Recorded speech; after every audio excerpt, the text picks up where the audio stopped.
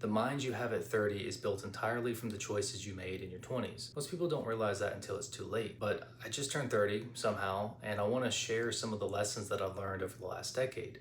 A journey which has been largely shaped by my fascination with practical psychology. I'm ambitious and I see knowledge of human behavior as the vehicle which allows you to navigate life. Because if you understand your mind, you can make it better. And if you understand how other people think, you can succeed in any environment. Since this is my story for your benefit, it'll be a broad stroke sort of thing, but I'll give you the best principles that I can to help you maximize your potential in the various aspects of your life across the board. So this will be a little bit general, but will include things like dealing with mental health issues, becoming a person of influence, living a more fulfilled life, and accomplishing your goals. So my story basically begins, at least where we're going to pick up, when I decided to join the military. I was 17 when I went to the Marine Corps, and I had been homeschooled all before that, so it was my first interaction with other people, really suddenly surrounded by some of the most aggressive, violent, competitive people in the world. And again, I have no social skills, so I had to kind of figure things out as I go. It's super hard. Obviously, the Marine Corps by itself is just super hard. There's a lot of tough training. There's a lot of mental testing and forming. There's a lot of character development that takes place. And overall, it's just a tough experience, right? And that's why I did it though, because I didn't really know what I wanted to do with my life, but I knew that I wanted to move up. Generally speaking, I wanted to do more. I wanted to do something adventurous, something difficult, something that would be a good story. And I also really took seriously the idea of putting myself in situations that would force me to grow, because I had big dreams, I had big aspirations, but I kind of didn't think that I was the person that could actualize those things. Like when I thought about the role models that I had and the type of character and just like internal strength and knowledge and savvy and incompetence that they had, I was like, man, I can never do that. So I have to become that person. And so I decided to put myself in an environment that would force it. I want to be around people that would push me. And I knew that a big part of the military is that they break you down and build you back up. And I'm like, cool. Well, I'm not strong. I need somebody else to build me up. So let's go do this. And so I set out and I did that, and I learned a lot about mental toughness for sure. I learned a lot about the mindset that it takes to succeed, about, being able to just focus in on what you're doing right then and there. That's probably the most important thing that you can learn to do, is to commit to something, especially if it forces you to stay with it, right? Like the military is kind of hard to get out of. You can do it, but there's a lot of stuff that goes into that. So obviously the pride aspect of like, well, everybody knows that you quit, that you quit for the rest of your life. And so having to commit to something difficult, it forces you into this sort of funnel, and you have to, your behavior has to adapt, and it has to narrow in and hone in on the qualities that will allow you to be successful. And once you start to see what those things are, you're able to practice them. Basically, you're able to develop the habit of doing things the right way, right? So if you have a habit of thinking of the worst case scenario, and you're put into a situation that everything is the worst case scenario, so it's like, well, what do? Well, the most productive thing to do is to focus on the solution, is to focus on like the tiny bit of influence that you do have.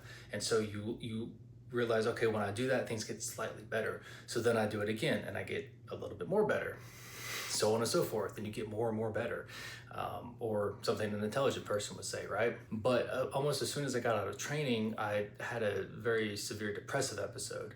And that's something that runs in my family. A lot of us have bipolar disorder. And so I was dealing with that on top of the social issues, on top of the fact that I'm just in a tough environment. And that first 2 years was miserable. I'm gonna get to that in just a second, but I have a few notes that I wanna leave you with that I learned in the military. So one is that you have to do hard things on purpose.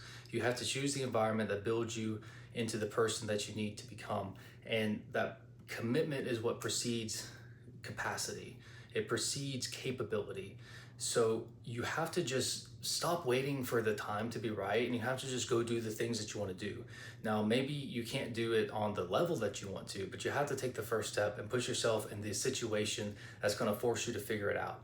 And until you do that, you're always going to be playing from the sidelines. You're just never going to get anything done, right? If you never take any action, you never learn anything. We're going to hit on that more here in a minute. But that first 2 years, some of the big lessons that I learned for dealing with that fear, for dealing with the idea that I don't know what to do. Action overrides fear. So scared is fine, stopped is not. As long as you keep moving, you keep like intelligently, think about the next plan and move forward.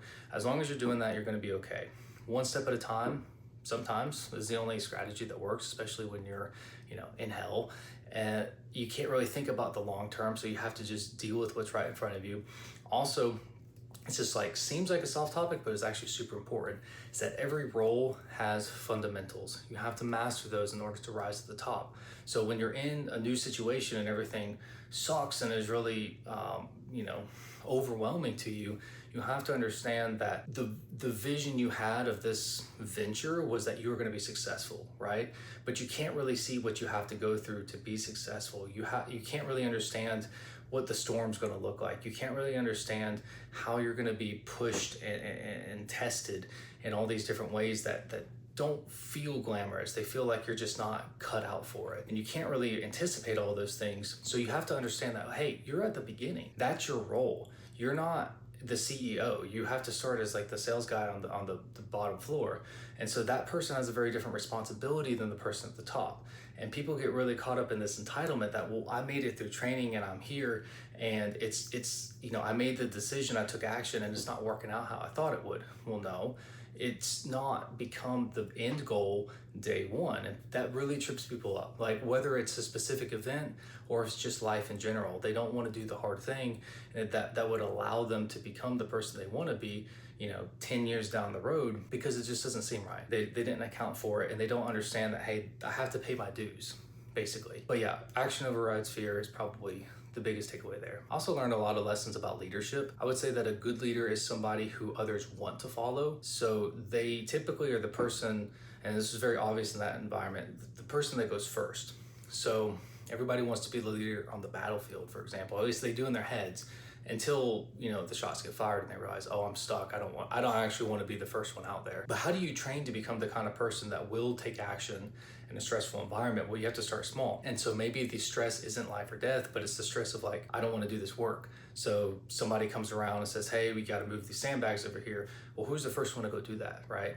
We don't need everybody. We need 10 people go move the sandbags. Well, if you're the kind of person that consistently gets up and is first and goes and moves the sandbags, doesn't complain and doesn't tell people to do it, he just goes and does it. Well, when that person comes, well, first of all, the higher ups are going to see that. They're going to reward that person. They're going to put them in charge of you. When that person comes to you and says, hey, can you go move these sandbags, or can you go clean the bathroom, or can you do whatever? You're like, yeah, absolutely. You do a lot for me. I see you out there doing these things and putting the work in, and I kind of wish that I could be more like you. And also, I know that you're asking me because you need it, not because you just don't want to do that work.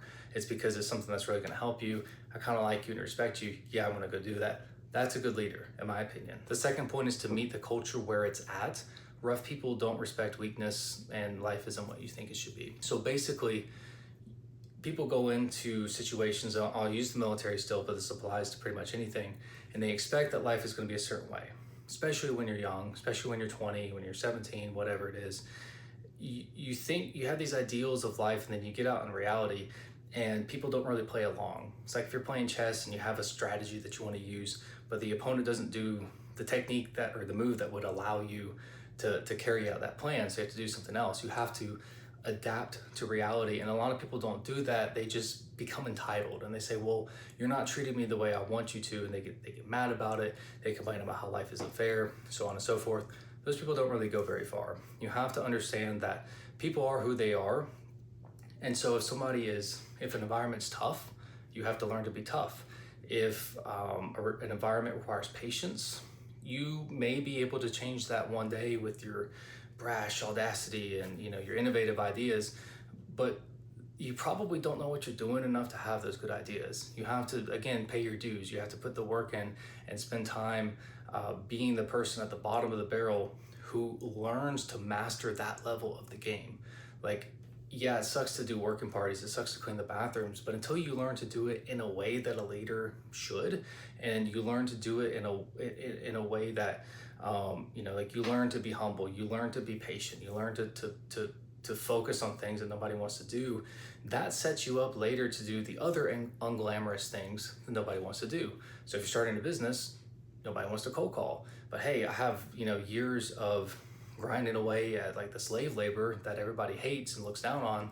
And like, this is fine. This is nothing. This is just what I normally do. Yeah, of course I'm going to make these cold calls. And part of that is learning that you have to interact with people, on the level that they're at. You have to learn to play the games that they're playing. I had a huge problem with that. I never wanted to go along with what I perceived to be any kind of manipulation, any kind of games. I was just like, no, that's stupid. I see what you're doing. I'm not going to play along. But in reality, you have to play along because there's certain systems that you have to work within. You have to communicate with people in a way that they can understand. Otherwise, you won't get what you want and you won't progress. And that's something that people do not do. They don't think about how the other person sees things. And they say that they study psychology, but then they don't think about how somebody else will react to their actions or to the tone that they use with their words. Say, well, it's their responsibility, blah, blah. It's like, no. You have to think about how they perceive you. And if you can learn to understand how people perceive you, you can learn to adapt to that, and you can learn to manage the way that you're seen by everybody. And that's a very powerful thing, because that means that anywhere you go, you can be liked, you can be respected, you can be trusted, and that will allow you to get ahead very quickly. And again, it takes a certain amount of humility to understand that the systems that you're playing in have a bureaucracy, they have politics, and those are not optional. Like, once you master the rules, yeah, you can start to break them. But until you do, violating those laws is probably just going to get you in trouble. It's going to hold you back. Another thing with this is that I didn't learn all this by myself. I had a mentor. If you can find somebody who is willing to teach you, even if they're not a good role model, because mine certainly was not. There's a lot of things about him that, he just wasn't like a good person overall. He was the kind of person that would, literally die for like his brothers, like the guys on the battlefield with him. Like 100%, he would take a bullet for somebody, no doubt. But he also would cheat on his wife and not think twice about it, and would like brag about it. And I'm like, okay, some things are not so good, but some things are. And he did take me under his wing. He did teach me how to play the game. He did teach me how to manage how people perceive me, which is something I desperately needed, again, as an awkward teenager who had barely just kind of figured out how to get around in the world, And what's funny is that there's a subculture there where, it's cool to not try, and that's kind of common in a lot of places. And once I struggled at that for a while, because I had friends there. I was like, oh man, I'm moving up in the world. I have friends. I don't want to ruin this. I want to be like them. And I realized, no, I actually want to win. I don't care if I lose these friends, if I get promoted. Not that I'm going to like step on them, but it's like, they see that as a negative thing, that I'm improving myself. I mean, that sucks, but I don't want them to hold me back. So that's that section. Now, while this is going on, I'm dealing with a major depressive episode, like I said. So let me give you a few lessons that I learned going through that and, getting past it, basically. Because I had a good 10 years where I was in a great mood basically all the time. Even when I was heartbroken, I was pretty optimistic for the most part, things hurt. But I didn't get depressed again for a long time, till recently. So first up, when you're in it, it feels like it'll be forever. It really does. It feels like even if external situations change, you won't. You'll still internally be a depressed person or an anxious person. I dealt with that a little bit too. Not as much, but it was mostly the depression. But they kind of go hand in hand. And it seems like things will never get better. First of all, I want to tell you that is a lie. It is why people give up, but it is not true. It's an illusion. The reason that we feel this way is that when we're in pain, when we're in an emotional state, we shift from a long-term rational thinking, a very logical way of thinking. We shift into a different mindset, basically. And so the emotional brain can only see a couple seconds ahead. So the emotional brain is saying, I feel this way now, I'm going to always feel that way. It's just not true, though. If you were suddenly to be in a good mood, you would feel optimistic about the future as well. Maybe intellectually you push back and say, no, I have all this experience to show me that I'm depressed. So I'm worried I'll go back to that. But the truth is the emotional state shifted. You're out of it. Now the only thing holding you back is your mindset. So don't give up and don't ruin your life because you think things will never get better. Oh, I can indulge in, alcohol and drugs, which I did. I'm going to be honest with you. The idea is that there's no long-term consequences, so of course I can do it. Why am I preserving my body? No. Don't do stuff like that, because don't do anything that's going to ruin your long-term health. But I basically lived moment to moment, just holding on for dear life. I didn't have any strategy for dealing with depression other than just sheer willpower. And that did get me through that 2 years. But then, nothing in this world is permanent. Things shifted. it led up. It took forever. Granted, it took 2 years. It's a long time to be severely depressed and having those dark thoughts. But at the end of it, it shifted. And I realized, okay, well, I have a window of opportunity here. I don't want to go back to that. I don't know how to do better, but I'm going to figure out a way to fix this. And so I got really into self-help, and I got really into psychology. And that's actually what gave birth to this show, is because, I had a little bit of space there, like maybe a few weeks, where I felt better. And then it started to come back. I was like, okay, I don't want to go back to that. I don't want to just accept that this is who I am. I need to fix it. And so I struggled for a little while, but I did find some tactics that basically cured it. Again, I'm not going to say I cured it in the sense that it's never going to be a problem again, but I learned to manage it to where I was not at its mercy anymore. Now, the more recent episode, things are slightly different. I'll explain that later. But I had these tools, and I was so excited for this fact that I was, able to not be depressed, and all of my friends were. So I was like, guys, like, guess what I found? And I realized that nobody really cared, because they had the mindset that they were depressed and that's just how it was going to be, and they were stuck there. And so I got obsessed with the idea of teaching other people and helping them to get better. And that's what led to this show. And that's one of the things that has motivated me to keep going for the last 6.5 years, even though I really haven't made much money and had much success in a material, external way. But I have helped people to get through those really difficult times, those really dark nights of the soul.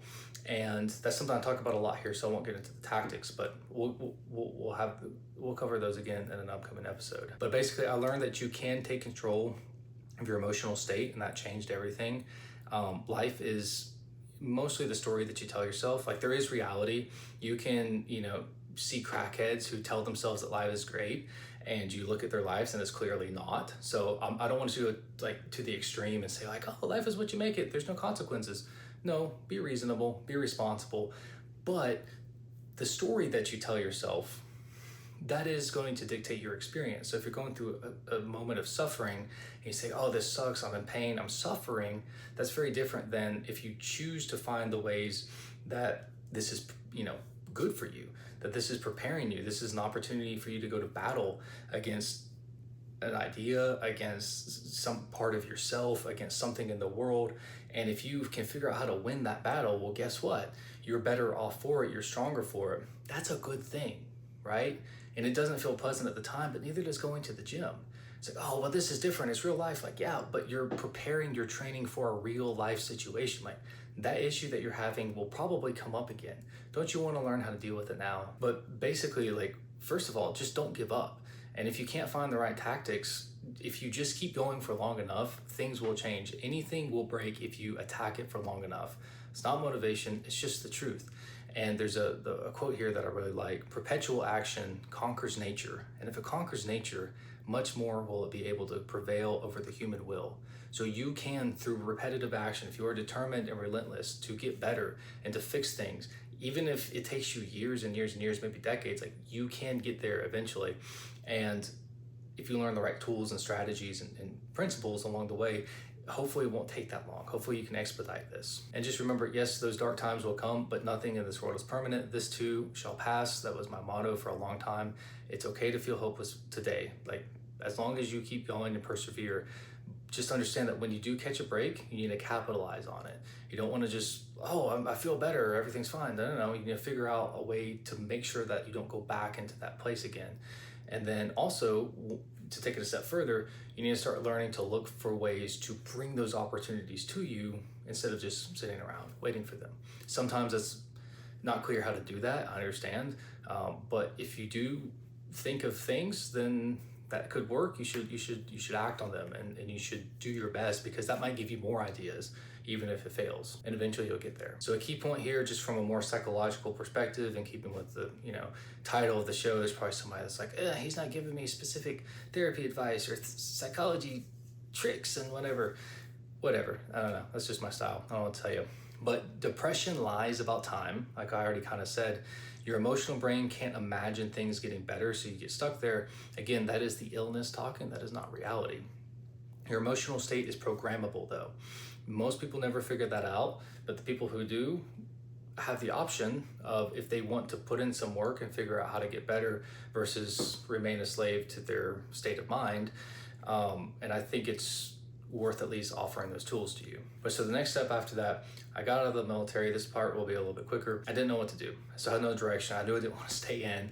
So I kind of just went back to college and I bounced around a little bit trying to figure out, any kind of sense of a plan. And I read the book Mastery by Robert Greene, and I wanted to become a master of something. I wanted to be the best in the world at something.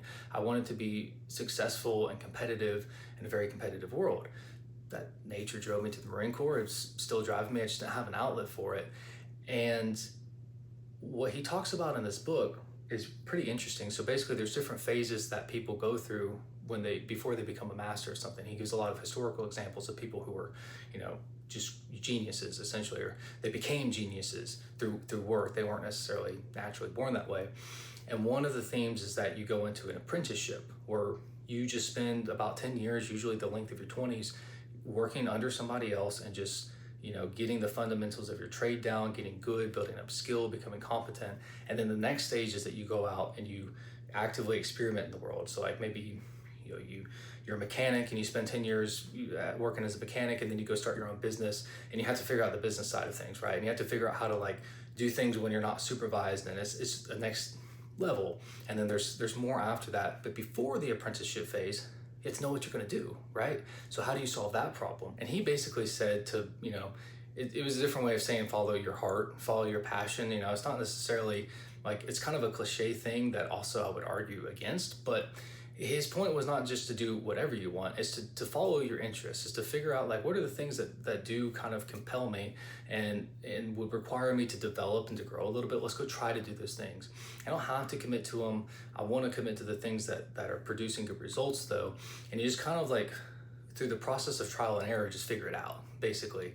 And what I would say to that is, because I did it and it worked for me. It ended up, I wanted to be in business and I ended up in sales because of a long sequence of events that isn't super important.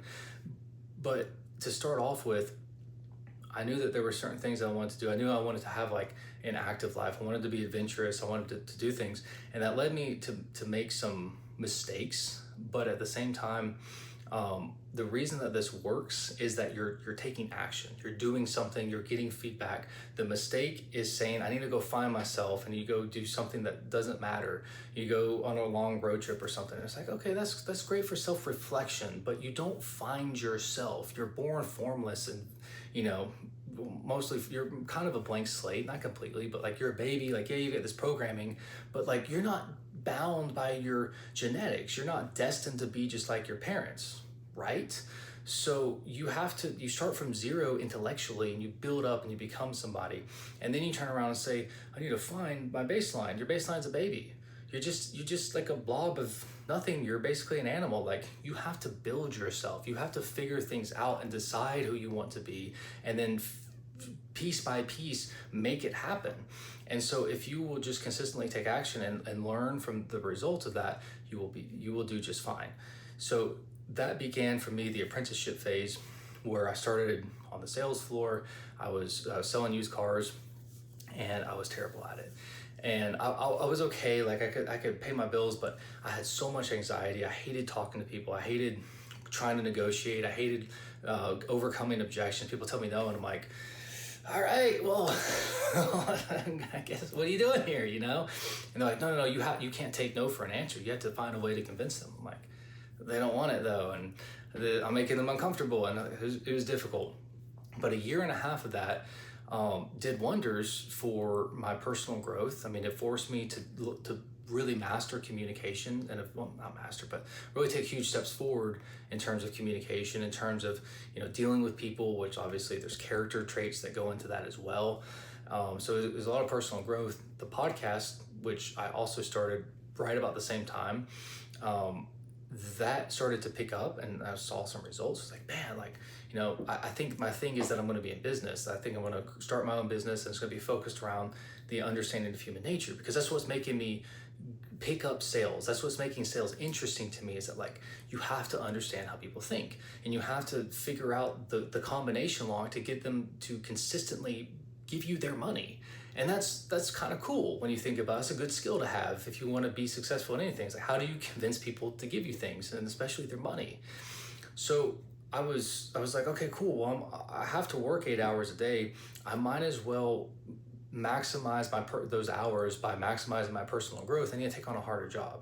So I went door-to-door sales, and door-to-door sales was incredibly uncomfortable. It freaked me out. I was terrified the whole time, but I learned so much, and I developed so much as a person because I put myself in that environment. And again, I'm not going to get into the weeds with like the details of these things, but I'll give you a few key points. One of them would be around habits. Like, I had put myself in extreme environments before, the military obviously, but now I didn't have the support of the system. Like, if I wanted to quit, I could just quit. If I didn't want to work hard that day, if I wanted to cut in early or skip a house or not push through an objection, there's nobody out there to see me. I'm on my own. It's very lonely. And so I had to really double down on the concepts I knew about, like, how to improve your mind and how to make sure that you follow through on things and how to make sure that you don't run from danger, basically. And so I figured out things like, hey, I can only ask so much of myself. I know what the end goal is, but I have to understand that I'm just at a basic level. And today, part of that is being terrified. And I only have so much energy to be scared out of my mind all day. So I need to find something that I can do consistently that's not going to make me quit. And so, for example, when I would go out and knock, I would say, today I'm just going to worry about hitting every single door. I'm going to knock on every single door. They can chase me away. I can knock really lightly and leave. I don't even have to really try to engage with the person. As long as I do not skip a door, that's fine. That's the challenge for today. And lo and behold, you do that enough and people talk to you and you end up getting some leads. Well, then the next day it's okay. I don't necessarily have, if a house is freaking me out, it's got a bunch of poster signs on it and no soliciting and there's huge dogs in the driveway, maybe I won't go to that one. I can see the homeowner, he looks mean, I don't want to talk to that guy. We can skip some of those. However, every time I do talk to somebody, when they say no, I'm going to overcome that objection. I'm going to say some rebuttal to that, and I just have to do one. I don't have to argue with them, I just have to do one. If they say no again, I leave, right? And I just did that all day. Next day I did 2 objections, then 3. And then I started to focus on, hey, I don't care what happens in this interaction, I'm just going to get the pitch as best as I can. And I put my nose to the grindstone and just identified all the different ways that I could get better. And I just picked a day and I did nothing but focus on that thing all day. Guess what? Within a month, I was doing pretty good. I think I made 10,000 my first month, and then it jumped up to 15. I got promoted to manager almost right away, excuse me. And it was pretty cool. And I got to look a little bit up the ladder, the corporate ladder, and see who was running this operation. And I realized that the CEO was very, very smart and very, very devious. He was taking advantage of us. So I kind of had to go toe to toe with this guy. Not really, it was probably a bigger deal in my head. It was definitely a bigger deal for me than it was for him, I will say that. But I learned so much from those interactions, from the systems that he built. And I didn't understand yet what the end goal was. I was just I'm going to keep learning about sales and about psychology. I'm going to make this podcast as good as I can. And what I didn't realize is that I was actually honing in on ideas that I had just never even thought of before. And this is the first time that I started to consider myself as an entrepreneur. Maybe I could do this. I always kind of wanted to, but I can't be that person. I can't live up to that. But I realized that, hey, this person did it and he's just a good salesman. He just took it a few steps further and I can see what those steps are now. So I ended up kind of, parting ways with that company, try to start my own thing. It took a few years to recover from the financial mistakes that I made when that happened, but it was extremely enlightening for me. And even though I suffered through that time, I do believe that a unique background of a life well lived, of somebody who takes action, even if you're stupid like me. I made a lot of really dumb decisions that I didn't even know what I was thinking. Even though that happened over and over again, I refused to just let life happen to me. I was always I have to be making things happen to me. And if that creates trouble, I'm going to solve those problems as they come. I want my life to be like a movie. I don't want to sit around and wait for, things to just kind of gradually fall into place. There's nothing wrong with that if you're wired that way. I just feel like I have so much potential and I'm going to regret it if I don't do these things. Sometimes that's very painful because you get yourself into trouble. But also at the same time, I learned how to spot manipulative people. I learned how to figure out when people are taking advantage of me. And that actually is something that's super important. One, because I need to be able to teach that to you guys because I don't want it to happen to you. But also too, if you're going to go into business with other people, if you're going to interact with customers, if you're going to put yourself out in the world, in the marketplace, you're in a little bit of danger, right? And you have to be able to protect yourself. You have to learn the patterns, because we usually just look at the surface level and we say, oh, I like this person, they make me feel good. We don't say that though, we just do it. And so we overlook things like when they try to trigger us emotionally, they use our fear, they use our anger, they use our sympathy, they use our greed, and they can use those as lures and as points of pressure that they can, try to push us into certain directions. And it's not necessarily always wrong to do that by any means, because hey, if your kid's doing something that they shouldn't, you probably need them to be afraid of you so that you can say, don't do that thing so that you don't get hurt, right? And so it's not always a bad thing, but you need to be aware of what's going on, right? Otherwise, if they're also smart and they're trying to take advantage of you or to hurt you, you want to be able to protect yourself. And again, that is something that we talk about here, and I'll cover it. I'm going to rehash all this stuff, all these lessons that I've learned that I'm explaining in this story. There's going to be episodes coming up, don't worry. But I bounced around a couple more jobs, and then I ended up back in sales, and then I decided, you know what, I understand sales. I want to understand the rest of the business. Like, how can I learn a different business skill? So because this last venture failed, I want to get better and do it again. I want to figure it out, even though it's like took so much energy out of me. It's like, that is my goal. This is the apprenticeship phase. This is where I can fail. This is where things might not work out. It's okay, because at some point I'm going to be able to do this. And this is just part of the process. And that's the mindset you have to have. You can have all the head knowledge in the world. If you are not willing to persevere and to be relentless in the face of pain, uncertainty, and every negative emotion out there, you're going to be capped to just the level of your situation. If you're in a good situation and you happen to, have things easy and comfortable, great. Maybe it won't work out so badly for you. But for the rest of us, you're kind of screwed. You have to learn to take responsibility for your life and go after those goals boldly. Now, I took an operations role because I want to learn the mechanics of the business, like what's going on after the contract's signed. I can convince people to give me their money. What comes next, right? Because that's what I'm struggling with in the show. And I realized I needed to learn the business aspect. And then I also went through this long period where I'm like, I need to learn how to just make better videos, right? So I'm working this job, I'm getting experience, I'm trying to share these things with you guys, and a series of existential crises happened. And I went through a very rough time in my life.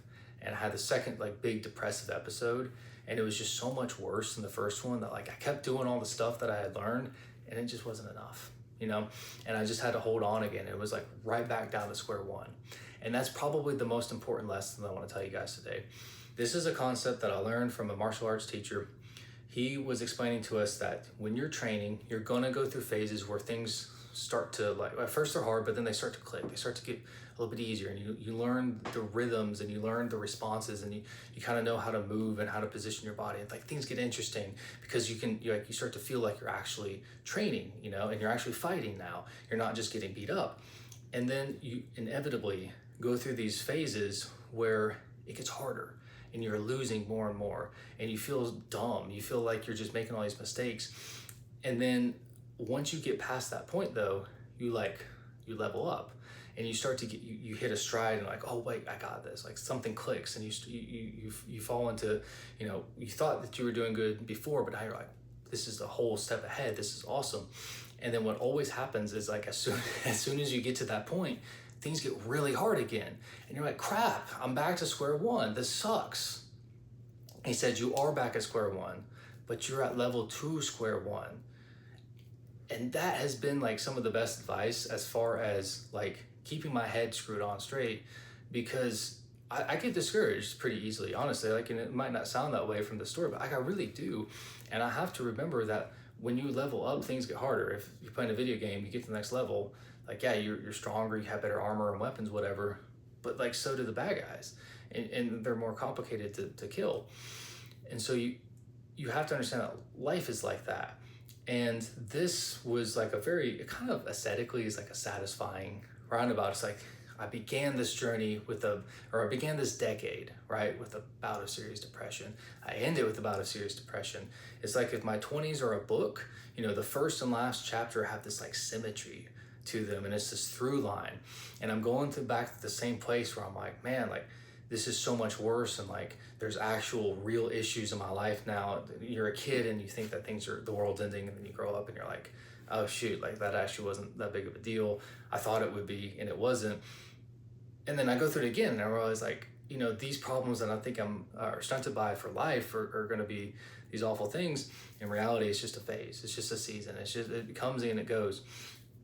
But just the way that the problems come and go, so do the lessons. And so I have learned an incredible amount over the last year and a half of being depressed again. And it was much more intense, but also like I was not here to play around. Like once things started to shift, it's like, we're going. I know what to do. I know how to get out of this. And so that window of opportunity came much quicker. And because I was still looking for it in a sense, I was able to find it much quicker. There's a lot of things that were only by the grace of God. Don't get me wrong. I'm not saying that I made my life happen the way it did. I'm just saying that when you have a bias for action, and this is like one of the most important things that you can learn, is that this is the secret sauce that separates the people that you want to be like from you. It's just consistent action. That's all that they did. Like, yeah, sure, sometimes people get lucky, but they usually get lucky because they're in the right place at the right time. And the right place, right time is super hard to get to. It's easy to look around and say, oh, they don't deserve it. You don't know. You don't. And it's not a productive way to think about things anyway. What if they do deserve it? What if they don't? So what? They have it and you don't. What are you going to do about it? Are you going to get there or not? Are you going to blame them and say, oh, it's rigged, it's not fair? Well, figure out how to rig it in your favor. Figure out how to exceed the rules, how to get so much better that you can outplay everyone around you. I'm not saying to do anything unethical. Do not get that confused. I'm not saying that you should lie, cheat, and steal your way to the top. That's one of the things that I learned from that CEO that I was telling you about. When you do business that way, it comes back to you. You may win in the short term, but you are constantly trying to outrun that snowball that's getting bigger and bigger, and you can't escape it. So do things the right way, but make sure that you do them. And now what's cool is that, one, this has led to a reinvigoration of the show, right? Because it's like, the first time around, I started this because I wanted to help people that had gone through something difficult and have found ways through it. Well, guess what? I am putting together a course that will get into the tactics of all this stuff. So I kind of glazed over this story and I said, hey, look, I spent all these years learning how to get people to give me their money and how to get people to like me, how to get friends, how to navigate social hierarchies, how to, conduct business, how to deal with mental health issues, how to date, whatever it is. There's all kinds of stuff that I have picked up, and I'm putting them into a cohesive, coherent, unified course that is going to be very practical. It's going to be, hey, look, I don't have all the answers. However, I can go into any environment and I can get along with people, and I can make them respect me, and I can convince them to do things with me, for me, whatever. Like I have influence. I understand how that works. I'm not necessarily the most successful person, but I do have a system down. I do have a strategy, and I know what to do in situations. I'm not winging it anymore. And I'm hoping that is the foundation that is laid.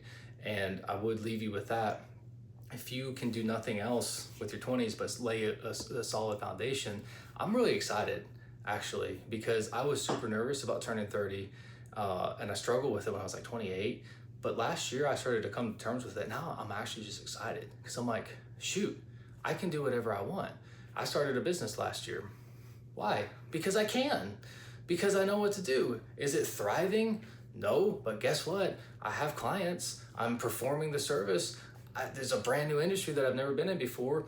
I have people who are paying me to do work for them that I met because I cold called thousands of people. Like, that's crazy. It's a logistics business. I'm moving, freight and shipments and stuff like all over the country from my bedroom to their bedroom. This is my office, whatever. That's kind of wild. If 18-year-old me could see that, he would be ecstatic. And I'm not successful at it in the sense that I don't have the fancy stuff that goes along with that. But guess what? That's a huge step forward for me. And I was able to get there because I laid the foundation, and I learned all of these things that I'm going to give to you. These are like the blueprints that I have for understanding people, for mastering the human nature, whether that's for influencing other people, whether that's for helping yourself succeed, or putting yourself in a position where you can succeed. Like, again, for example, if you don't know how to set good habits, how are you going to get good at anything? You might get lucky and set a good habit to do the things that you want to do, and you might have the wrong strategy. And no matter how badly you want to do the thing, you have the wrong approach to it, and you can't even get started. You can't even get your foot in the door. I don't want that to happen to you. So remember a few things. One, it may feel like regression. It may feel like you're starting over. It may feel like you're getting knocked back to square one, but you are probably on the next level. If you are taking action and moving forward. If you're just floating and drifting and spiraling, yeah, maybe it is getting worse because you won't do anything about it. But if you're trying your best and you just keep getting knocked back down, but you not only go back after the problem, but you try to be intelligent about it. You try to find ways to get further next time, get further down that level. It's like, oh, I had a bad relationship. It was toxic. Okay, cool. What are the red flags? So that way the next one is better. I don't fall into that again. Oh, I fell in a different trap. Okay, well, what are the red flags there? And you just keep getting better and better until, guess what? Now you're not talking to the toxic people anymore, and you're not even fooled by them anymore, and you don't have to waste your time. And then when the right person shows up, you're actually ready. And that idea applies to everything. It applies to your career. It applies even to your own mental state. But remember that purpose comes first. You have to figure out what direction you want to move in. And if you don't know what that is, the way to figure it out is not to sit around on ChatGPT trying to, or Claude if you guys are smart, because we're upgrading. I don't know if you've seen that. But you're not sitting around on social media and talking to AI trying to figure it out. Like you're gonna do some planning and get the best idea that you can, and then go do it. Don't sit around and wait for it, because it's not gonna happen. Tough. But then after that, you need to commit to that thing. It's gonna take longer to get good at than you think. I've had a lot of success in sales. I've also had a ton of failure. I've spent the last 10 years perfecting my skills of like communicating with people and like applying psychology to my life and trying to build businesses. I'm still struggling. And it's easy to look at people that get super successful young and go, oh, well, all of these teenagers are making millions of dollars online, or they're living the life of my dreams and they barely put any work in. Those are the exceptions. And also, as somebody from like in that industry, I'm going to tell you that there's usually more going on behind the scenes. Whether that's like outside influences, giving them money and setting them up and just kind of using them as a figurehead, or if it's just something, maybe less deceptive, but those are the exceptions. Most businesses fail. Most people that, are in any kind of like enviable role, they got there after more failures than you have even attempted. They got there because it took them a long time. Because it takes a lot of work. If it didn't take a lot of work, it wouldn't be worth it.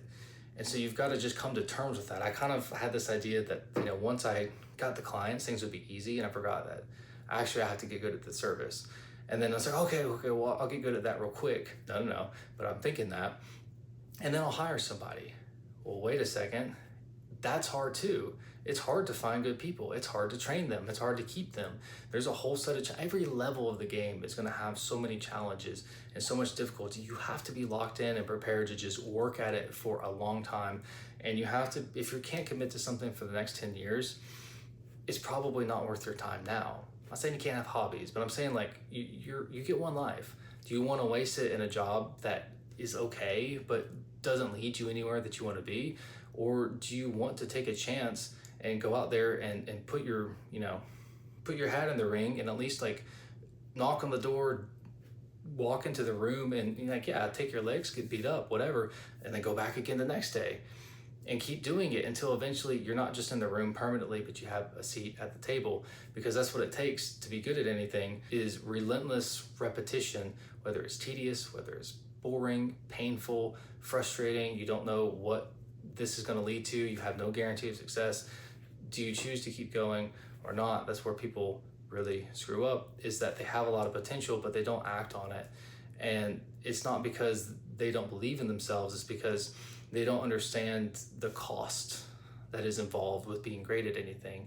But I'm speaking into an audience that I think is relatively ambitious. Maybe not that you want to be like super world powerful or like mega wealthy or anything, but you want more. You want to be better. You wouldn't still be listening if you didn't care about improving your life and getting further than you already are. That's why you're listening to my story, because I may have some little nuggets of wisdom in here. Maybe I have some lessons in here, even if it's what not to do. And you want that because it's going to help you in your life. And I want that for you as well. That's why I take the time to do this. It's like 10 o'clock on a Friday night. I don't want to be here right now. But my habit for the last 10 years is that I work constantly. And before the podcast, I found other things to work on. And like, even though those things are no longer there are interests of mine, but they're not things I'm actively pursuing. The discipline and the consistency that I developed, the ability to focus, the ability to sacrifice and to give up this time, that stayed with me. And I have given most of my evenings and weekends for the last 10 years towards getting better at something. And I didn't even have a clear vision of it at first. But now I'm starting to see the light at the end of the tunnel, because there's only so many more steps between me and success. And I just want to say that as encouragement. Like, I'm not made it yet. Like, I'm documenting my journey. We're kind of going through it together. We're learning as we go. And, I do my best to give you good advice. But at the same time, like, sometimes you just got to watch me screw it up. And I think that's a good thing. I think that the more we can come together and do that as a team, the better. That's why if you follow the link that I have in the description, there is a school community that I've created. It's completely free. You can get in there. I just started it. It's very small at the time of recording, but if you guys get in there and we get the average number of views that I get on Spotify, if we get a couple thousand people in this community and you guys start talking and meeting each other and start sharing your stories with one another, and you start to like bounce ideas off of each other and get advice from one another, we can all together build a very solid team, and we're gonna have a great resource. We're gonna have a great network. We're gonna have the support that we need. We're gonna have the insight that we need, the wisdom that we need from other people, the feedback, the encouragement, whatever that is. And so again, that's completely free. Get in there. I'm actively working on making the course for you guys. The first 2 levels of that are also going to be completely free. And that's where I'm going to cover the emotional stuff. So like, if you're dealing with depression, I actually just want to give that to you, right? If you're just like getting started, you probably can't do anything with the high level knowledge of like how to close a complex negotiation or how to deal with a team of subcontractors or whatever that is. You're not ready for that. I want to give you the groundwork for free, and then if that does well, then I'll go ahead and build the rest of the course out. But that's my journey right now, is I got to make a good product for you guys. I've gotten the rest of the business stuff down, at least well enough to get by. I have a passing grade, and the next step of that is to develop a really good product. That's where I want to shine, that and content, obviously. The rest of it, if I'm giving you good information and I'm able to live my life comfortably because of it, I will be very happy with that. That I will feel like a success to me. So I'm going to be sharing what I'm learning along the way and as I'm building that. And I'm also going to be revisiting those topics because they're super important, and we need to make sure that as we get past the major issues in your life, you have a tragedy in your family or something, like how do you deal with grief, right? Well, if you stop doing the things that keep you from being depressed, and you stop taking care of yourself, and you start to forget that knowledge, and then when life happens again, you're not prepared for it, and it could be worse this time. And it's like, that could have been training that could have gotten you ready, but now it was just too much. And sometimes that's the reality, but I do believe in being as prepared as you can. And that's why I'm obsessed with self-improvement. I'm obsessed with understanding how people work and applying that to my life and using it to navigate the world around me. So if you guys are into that, be sure to like, share, and subscribe. One more thing, besides going into the school community and signing up, if you go to YouTube and hit subscribe too, I just need to kickstart the algorithm. You don't even have to watch the videos. I can't get past like 10 views, except for the one with the thumbnail I posted with the girl's cleavage. That was meant to be symbolic. I didn't even think about it like, oh, this will get people to click, but it did. It was like 700 views instead of 20. Okay, whatever. Like, I don't want to keep doing that though. So if you guys go hit subscribe, that'd be cool. Again, check out school. I will see you soon. Thank you.